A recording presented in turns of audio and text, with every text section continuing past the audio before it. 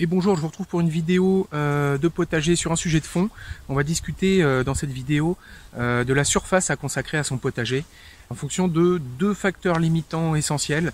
Vous allez buter toujours sur les mêmes, bon a priori sur l'un ou sur l'autre selon votre cas. Donc le facteur limitant pour beaucoup de gens, il est assez évident, ça va être du coup la surface disponible, l'espace que vous avez susceptible d'accueillir un potager. Donc dans beaucoup de cas, en fait, c'est ça qui va vous contraindre en termes de surface accordée au potager. Le deuxième facteur limitant que les gens ont tendance à un peu négliger et à pas prendre en compte au démarrage, en fait, c'est le temps que vous pouvez consacrer à votre potager. C'est quelque chose d'assez chronophage quand même le potager, et si vous partez sur des potagers immenses, vous allez vite vous rendre compte que ça va devenir une corvée, que vous n'allez pas trouver le temps nécessaire à accorder à votre jardin. Donc je vais vous donner quelques chiffres clés qui vont permettre de vous donner une idée en gros du temps des récoltes que l'on peut espérer en fonction de la taille et du temps qu'on peut consacrer à son jardin. Donc dans mon cas, je prends mon cas personnel, j'ai 300 mètres carrés de potager. Si je me débrouillais un peu, je pourrais faire 3 fois plus, hein. Je pourrais avoir 1000 mètres carrés de potager. On a 3000 mètres carrés de terrain, dont 1000 serait largement acceptable pour faire du potager. Peut-être qu'à terme, un jour, je ferai ça d'ailleurs, je sais pas. Imaginez me mettre à 80% et puis avoir une production un peu maraîchère, hein, dans un plus professionnel, ou pour imaginer, enfin je sais pas, quelque chose comme ça. En attendant, là voilà, avec 300 mètres carrés de potager, ça me prend une demi-journée par semaine. Alors étalé sur l'année, hein. Il y a des mois où ça prend plus, il y a des mois où ça prend beaucoup moins, et on va regarder ça un peu plus dans le détail. Et alors j'insiste vraiment sur cette question de temps que vous pouvez accorder au potager, parce que il faut vraiment pas que ça devienne une corvée, et je vous conseille également de faire attention aux enfants, de pas utiliser les enfants pour faire les corvées, ramasser les haricots, enfin les trucs vraiment chiants qui sont très chronophages, et puis il y en a qui pourraient avoir tendance à se dire allez hop les petits, venez là, vous allez passer 3 heures à équeuter les haricots ou à ramasser les petits pois. Je pense que c'est très important de préserver les enfants au jardin. Il faut les initier, il faut les intéresser, il faut leur montrer un peu que c'est possible, tout ce qu'on fait, essayer de leur faire faire un peu les tâches, mais plutôt gratifiantes justement, c'est-à-dire planter, semer, et pas tout faire, hein, faire un petit bout à chaque fois, qu'ils apprennent à faire, mais l'idée c'est de vraiment pas les dégoûter. Je pense que ça a été le problème de la génération par exemple de mes parents. La génération de mes grands-parents les a utilisés beaucoup pour faire les corvées de jardin, et c'est comme ça qu'en fait ils se sont retrouvés dégoûtés du jardin, et dès qu'ils ont pu s'extraire de ça, parce que l'élévation du niveau de vie leur a permis de s'extraire de ça, eh bien, ils ont tout de suite oublié le potager. Donc moi, ce qui fait que j'ai pas appris le potager par mes parents ou par mes grands-parents, je l'ai appris par internet et par moi-même, parce que en fait ça s'est perdu, le chaînon précédent de mes parents, qui ont été, enfin je prends mes parents puis beaucoup en général que j'ai vu, la génération du papy boom, qui ont été dégoûtés par leurs parents en fait du jardin, qui les ont utilisés en fait à faire toutes les corvées désagréables. Et donc en termes de temps, alors voilà, c'est vraiment un chiffre à la louche, hein. Ça va dépendre de ce que vous cultivez, de vos méthodes de culture, d'à quel point vous êtes efficace au jardin ou pas, selon que vous flâniez, vous preniez votre temps, que vous soyez vraiment efficace à faire une tâche en pensant déjà à la suivante que vous allez devoir faire, à optimiser vos trajets. Voilà, c'est des choses très importantes au jardin, et on peut aller du simple au double selon comment on fonctionne. Donc moi, en étant plutôt justement dans l'optique très efficace, à faire un geste en pensant déjà au suivant, à jamais faire un trajet sans faire deux trucs en même temps, à mettre des bâches pour pas avoir à désherber, enfin tout ce genre de choses, j'en suis en gros à 1 heure de temps par an par mètre carré de potager. Donc voilà, je vous ai dit, j'ai 300 mètres carrés de potager, donc voilà, grosso modo on s'en sort une demi-journée par semaine, 1 heure par mètre carré et par an. Donc si vous partez sur 50 mètres carrés, en étant efficace, vous allez vous dire ça va faire 50 heures.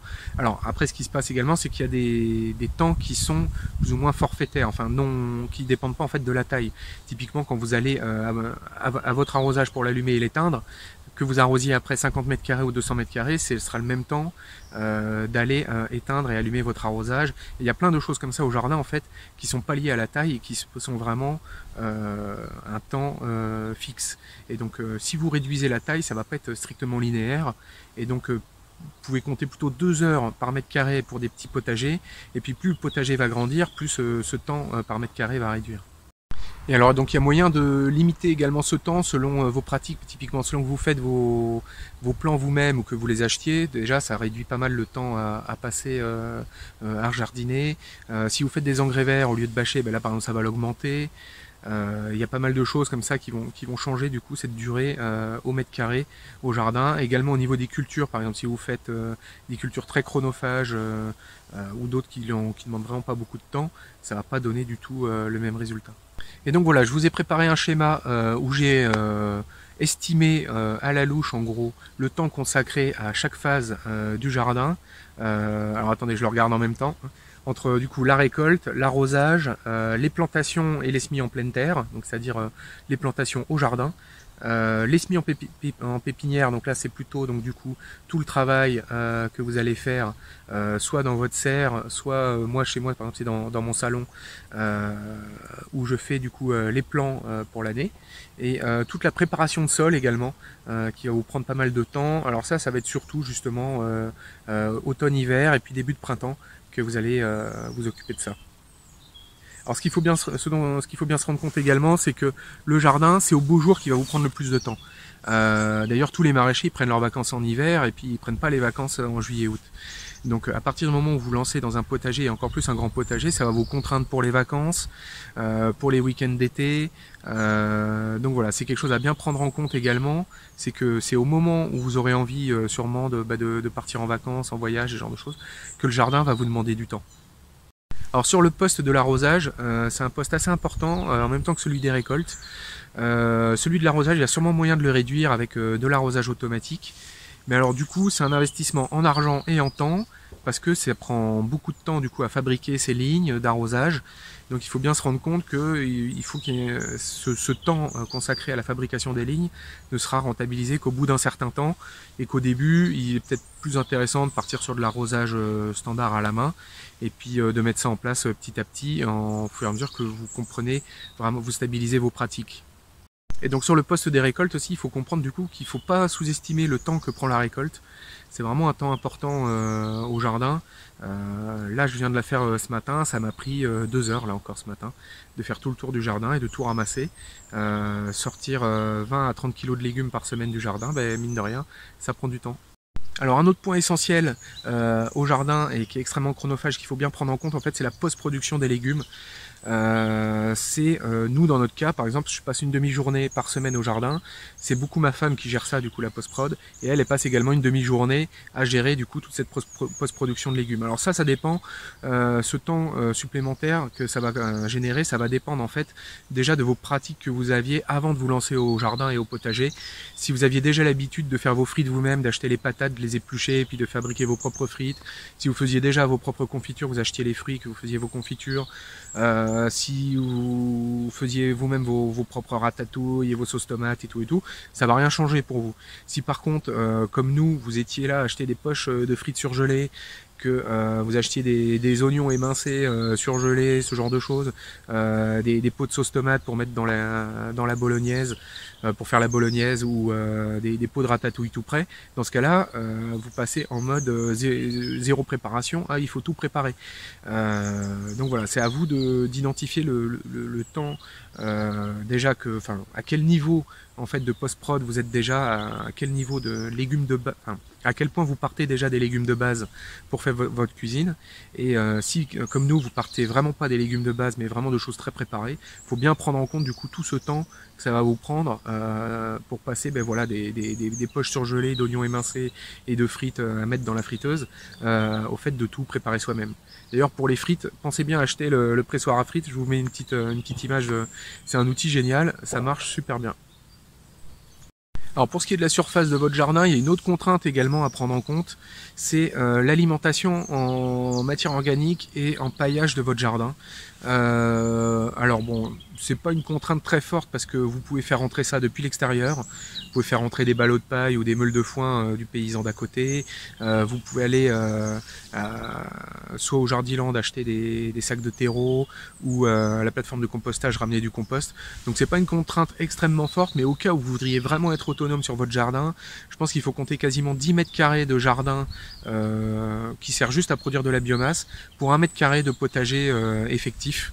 Moi je vois sur mon jardin de 3000 m², on s'en sort relativement facilement comme ça. Si vraiment vous poussez en termes de production de biomasse, il y a sûrement moyen de réduire cette surface nécessaire Si vous mettez de la consoude partout, du miscanthus de partout, enfin des trucs vraiment qui vous crachent de la biomasse au mètre carré plutôt que d'avoir du gazon, là vous pouvez vraiment réduire. Mais bon, voilà, c'est quelque chose à avoir en tête. Si vous voulez pas d'intrants extérieurs à votre jardin, que vous voulez fonctionner vraiment que sur votre matière organique locale, pensez qu'il va vous falloir du coup beaucoup de mètres carrés par mètre carré cultivé, juste pour produire du coup la matière organique nécessaire à un jardin en sol vivant. Donc voilà, je prends encore mon cas personnel. En termes de surface, voilà, comme je vous ai dit, j'ai 300 mètres carrés de jardin en comptant les allées. Et je vais produire en gros sur l'année, là je suis parti pour produire 600 kg de légumes. Donc faut compter, en gros vous allez produire en gros 2 kg de légumes par mètre carré. Bon, c'est compliqué de compter en kilos de légumes parce que vous vous retrouvez additionner des potirons et des framboises.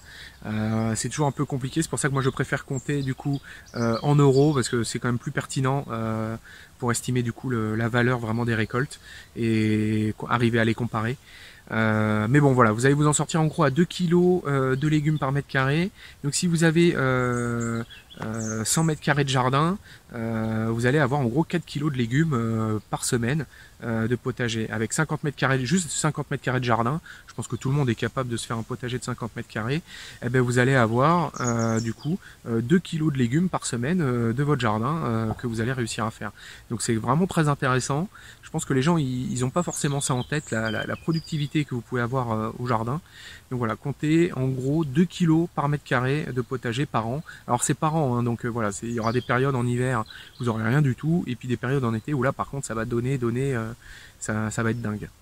Donc voilà, en gros je vous ai donné mes chiffres à moi, donc je récapitule, donc 300 mètres carrés de potager effectif en comptant les allées, 600 kg de production sur l'année, donc en gros 2 kg de production par mètre carré et par an, et comptez 1 heure par mètre carré de jardin si vous êtes vraiment très efficace, et comptez plutôt 2 heures si vous flânez un peu, que vous voulez faire des engrais verts, des choses comme ça, que vous désherbez à la main, que vous êtes moins efficace et que votre jardin est aussi plus petit.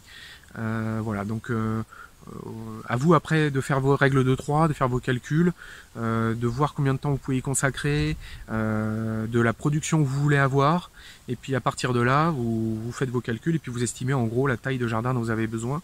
Moi ce que je vous conseille quand même, c'est si vous débutez, c'est de partir petit, de faire un jardin, vous prévoyez une zone où il pourra s'étendre, prévoir un des côtés du jardin là où vous pourrez vous étendre, mais de partir petit et puis de voir au fur et à mesure comment vous en sortez, et voilà, d'agrandir ça si vous avez envie.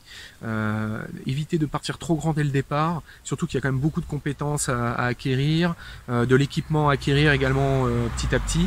Vous allez devenir de plus en plus efficace au mètre carré au fur et à mesure du temps.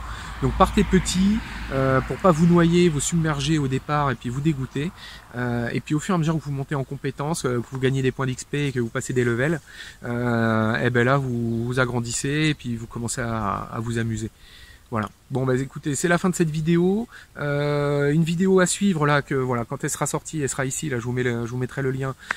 Du coup sur l'emplacement du potager, c'est aussi un point important. Où positionner son potager au jardin. Et puis ben moi, je vous dis à bientôt.